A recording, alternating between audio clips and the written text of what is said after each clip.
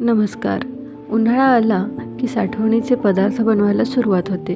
आज आम्ही बनवली आहे उपवासाची खास अशी शाबू आणि बटाट्याची चकली. तळल्यावर इतकी खमंग की हाताने मोडली तरी असा आवाज येतो.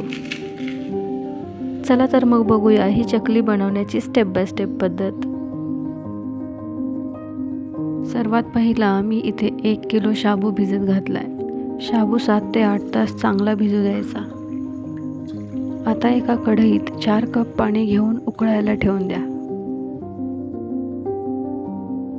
त्याच पाण्यात 4 ते 5 चमचे मीठ म्हणजे चवीपुरतं मीठ आणि 1 मोठा चमचा लाल मिरची पावडर घाला. याला चांगली उकळी येऊ द्या. तोपर्यंत भिजवलेला शाबू मोकळा करून घ्या.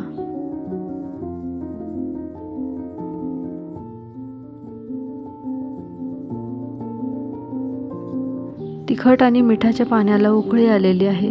आता हेच पाणी आपण शाबूमध्ये घालायचे आणि मिक्स करून घ्यायचे.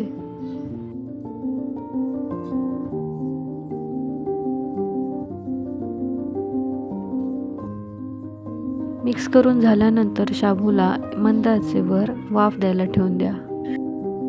वाफ द्यायला ठेवताना झाकण लावायचे. दुसऱ्या बाजूला लगेचच बटाटे उकडून घेतले आहेत. हे बटाटे शाबूच्या दुप्पट म्हणजेच 2 किलो आहेत. बटाटे थोडे जास्त झाले तरी चालतील, म्हणजे 2.5 किलोपर्यंत चालतात. बटाटे असे खिसून किंवा पुरणाच्या जाळीतून काढून घ्यायचे, म्हणजे बटाटा एकसारखा मऊ होईल. दुसऱ्या बाजूला शाबूला वाफ देऊन झालेली आहे. आता एका मोठ्या भांड्यात शाबू आणि बटाट्याचं मिक्सचर मिक्स करून घ्यायचं. शाबू आणि बटाटा असा मिक्स करा की दोन्हीसुद्धा पदार्थ एकजीव झाले पाहिजेत. या प्रोसेससाठी थोडी ताकद मात्र लागते, पण विश्वास ठेवा, ही चकली जेव्हा बनवून होईल ना, तुम्हाला खूप टेस्टी लागेल. शाबू आम्ही रात्रीच भिजत घातला होता. आत्ता सकाळचे 7 वाजलेत. आता खाली एक स्वच्छ कापड अंथरून घ्यायचे आणि चकली प्रेसमध्ये मिक्सचर घालून चकली बनवायची. चकली गोलच यायला पाहिजे असं काही नाही.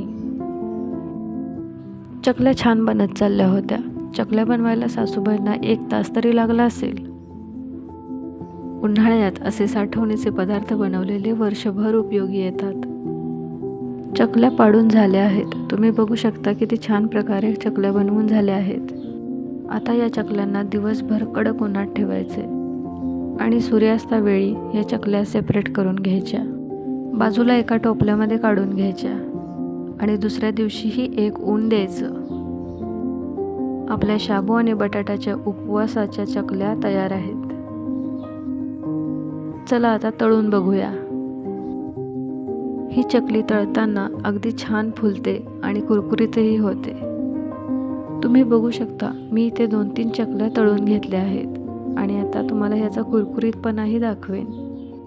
सुरुवातीला ऐकवल्याप्रमाणेच अगदी कुरकुरीत हो ना? आणि अशाच खास रेसिपीज बघण्यासाठी गावरान रसोईला सबस्क्राईब करा.